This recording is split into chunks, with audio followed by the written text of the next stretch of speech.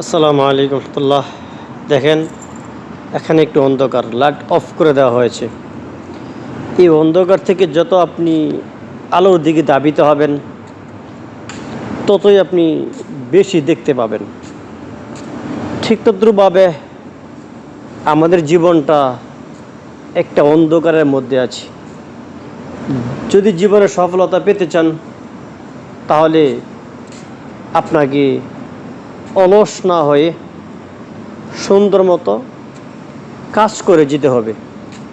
যদি আপনি সঠিকভাবে সুন্দর মতো কাজ করতে পারেন, তাহলে অবশ্যই আপনার জীবনে একদিন না একদিন সফলতা ধরা দিবে।